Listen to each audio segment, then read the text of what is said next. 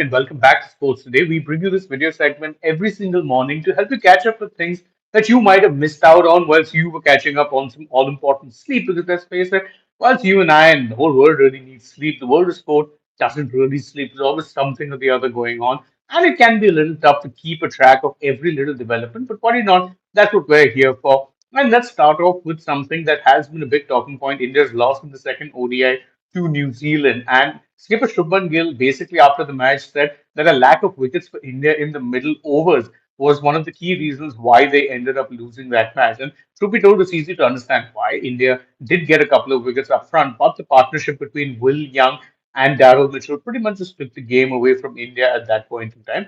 Another big thing that has been happening, we've reported on it in the past, has been visa delays for players of Pakistani origins.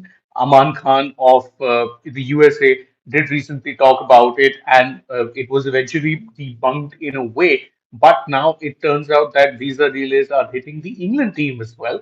And the delays are coming to for the visas of Rehan Ahmed and Adil Rashid, both of whom, of course, have Pakistani origins. Worth noting, though, that the England and Wales Cricket Board has not been surprised by this development, given that it has happened in the past too. Remember, Shoaib Bashir was unable to play the first test of the India-England series that took place in India, which India had won 4-1, because he too had to fly back to London and get his formalities done from there before his visa was finally approved. Also, talking about what we were speaking of earlier, Gill and a lack of wickets in the middle overs is something that has been noted by former India skipper Chris Shrikant as well. He said that, look, you've been struggling with your six bowler. And much as I love Ravindra Jadeja, he's not very good in this format anymore. You've got a ready-made solution in Axar Patel. So what exactly are you waiting for? He's saying even if you have to play Akshar as a third spin bowling all-rounder, do it. It doesn't have to be that it's a seam bowling all-rounder that Nitish, who anyway wasn't used. And again, I have to disagree with what it is that he's saying. In WPL action, the Delhi Capitals got their first win of the season against the UP Warriors, team still searching for their first win of the season. And it was Lizelle Lee who shone for the Capitals, although it was and ended up being much bigger of a thriller because at one point in time they needed their required rate was seven, and it still went down to the final ball of the game. So it was very, very close. And Sophie Eccleston very nearly forced the match into a super over.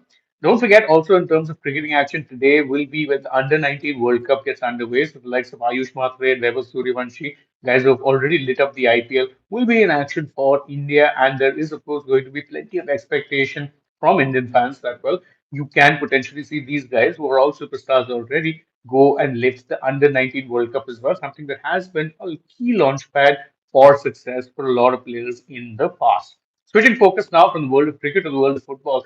And in the Carabao Cup semis first leg, Chelsea versus Arsenal at Stamford Bridge, is Arsenal who leave the bridge with a minor advantage, having won 4-3 or 3-2 rather. They had won 3-2. And what happened there is that it's basically now all down to the second leg. Chelsea are still very much in it. It's only a goal difference, but they'll have to beat Arsenal at the Emirates Stadium, which will be a tall ask considering Arsenal do look like favourites for the Premier League this year as well. Real Madrid, a team that are perpetually either in glory or crisis, are currently firmly in the latter, having sacked manager Xabi Alonso and with Alvaro Arbeloa taking charge. Well, Arbeloa's first game couldn't have gone much worse because they ended up losing to Albacete in the Copa del Rey, the team in the second division, and that means that they are now out of the Copa del Rey. Oops. The only thing really that they could potentially win right now is either La Liga or the Champions League, and both seem unlikely considering the level of the crisis at the club right now. In other news, and this is linked to both English and Spanish football, Conor Gallagher, the former Chelsea midfielder who had been playing in Atletico Madrid, has joined Tottenham Hotspur for a fee of about 40 million euros. An interesting move considering Gallagher is not only a Chelsea youth academy product, but also someone who supported the club as a boy. So very interesting move. But again, he had been struggling at Atletico, so maybe a change of scenery does the former Chelsea youth academy graduate a little bit of good. And speaking of other sports, tennis will be the main focus in a few days. In fact, the qualifiers for the Australian Open have already started. But the main draw has also been revealed for both the men's and women, and it leads us to some very interesting semi-final routes potentially. The predicted semis, basis what the draw looks like. From the men's side, Sinner versus Djokovic could be the first semi, and as far as the second, could very well be Alcaraz versus Zverev. And Sinner Djokovic, obviously, in recent times, whilst one would think would be a very close match, it's actually been a match very wildly skewed in favor of Sinner. Last year, I remember Sinner beat Djokovic in two semifinals. I think it was French Open and Wimbledon, and he beat him in straight sets. So it wasn't even much of an effort for Sinner. And as for Djokovic, as for Alcaraz, Zverev, a good player. I don't know if he'll be that much of a test, though. On the women's side, and this one's very interesting, you could very well see Arina Sabalenka, currently the world number one, versus Coco Gauff, the person who won the French Open last year and had something of a breakout here.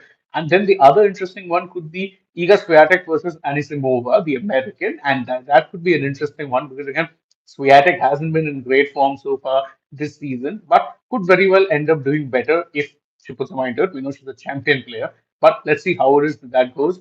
Unfortunately, that's it from us on this edition of the Morning Wrap. Thank you guys so much for joining us. As always, if you enjoy our work, please don't forget to like this video, share it with your friends, subscribe to the channel, tap that bell icon. Follow us also on social media. We're on Instagram, X, and Facebook. And stay tuned for more such updates from the world of sport.